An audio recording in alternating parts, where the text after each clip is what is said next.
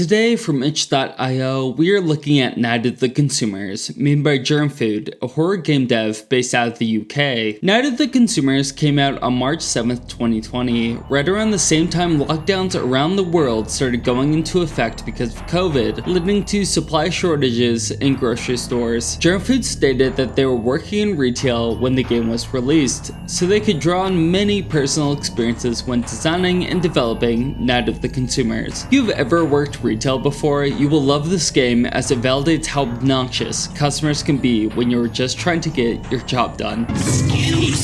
The game starts off in the back room of a grocery store. It's our first day on the job and bad news. We're late and we've just run into the manager.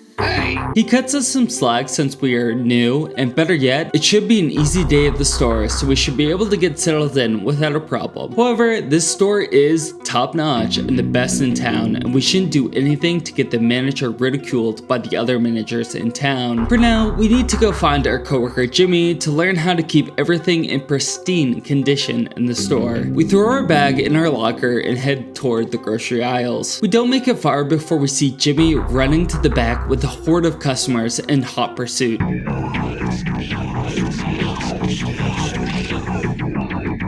Having barely escaped death, Jimmy gets sick and quits on the spot. He can't keep dealing with sick, rude customers and the constant shit stains around the store. Before leaving us solo for the day, Jimmy drops us a helpful note to get through our shift. This note describing the controls of the game gives us insight into what we'll have to do to survive. As Jimmy runs away, we notice something interesting on the corkboard. Although Jimmy was an outstanding employee, it looks like someone named Lester earned the top spot as Employee of the Month. Nice going, Lester. Walking around Jimmy's vomit, we see on the last corkboard that Lester's actually gone missing. I don't blame him. If I had to deal with customers like this for a living, I would skip town and get as far away as possible from them too. We take one last deep breath before walking into the customer-facing side of the store. It looks like we have some time before a new wave of customers, so we can walk around and get our bearings. The objective of this game is simple. We need to stack the shelves of 10 different aisles before time expires or a customer throws a tantrum.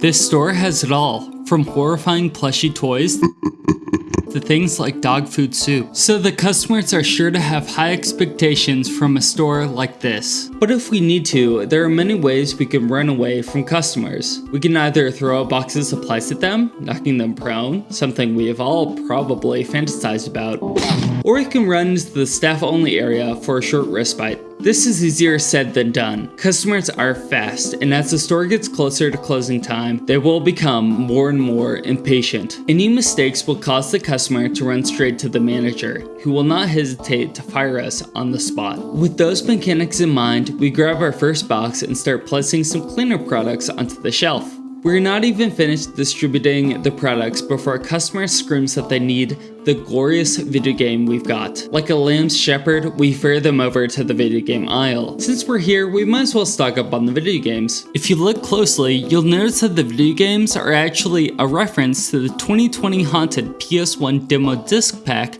released on itch.io. We don't even have time to savor a good Easter egg when the same customer returns to us and exclaims, "My dog chewed up my sofa, I need a new one." Even though the furniture aisle is right there, we do the nice thing and walk them over. Throughout the game, the customers deliver tons of frustrating, true-to-life dialogue that all retail working players can relate to. Stuff like, "If I don't have my caffeine, I am a horrible human being." Or, "Where's that food item that doesn't exist? Come on, I know you have it." It makes it that much more satisfying when you can concuss them with a box full of crazy ketchup.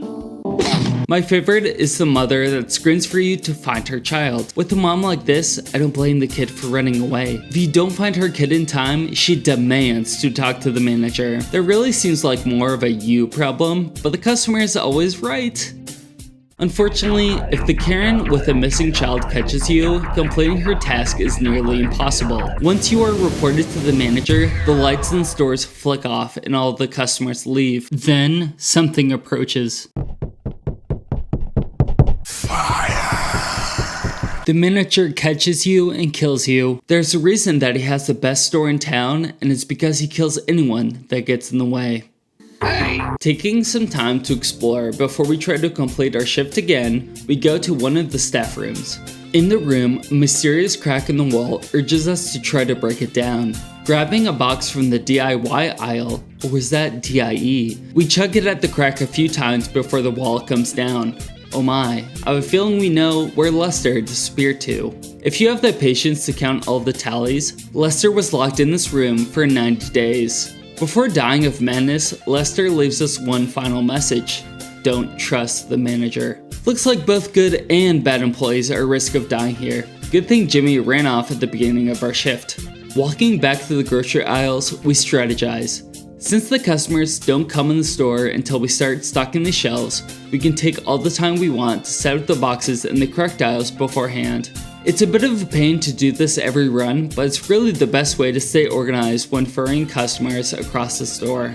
When we finish stocking the 4th box and then again after the 7th box, the music changes to another tune.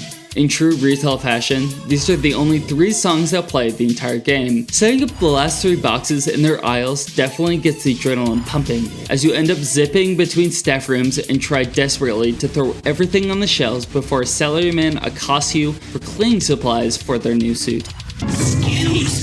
After the last of the shelves are stocked, the storeroom turns serene. All of the customers are gone. We can finally go home. Just as soon as we check in with the manager. He's impressed by someone so passionate and so young. In fact, we're exactly what he's been looking for. Maybe we can even become Employee of the Month, like Lester. Since we're such a determined and eager employee, the manager is going to invite all the other managers in town to inspect the fine specimen that we are. See you at 6 AM tomorrow!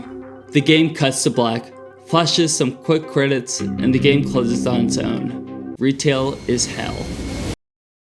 I really enjoyed this game to validate how frustrating customer service actually is. I've heard some versions of the lines dropped by the customers in the game at various jobs that I have had in real life. They still cause me just as much pain. If you want to check out this game on itch.io, the link is in the description. Germframe also has come out with a couple of other small titles that you can check out on their profile on itch.io. And if you liked the video, be sure to drop a like and subscribe to the channel. Thanks for watching, and I'll catch you all next time.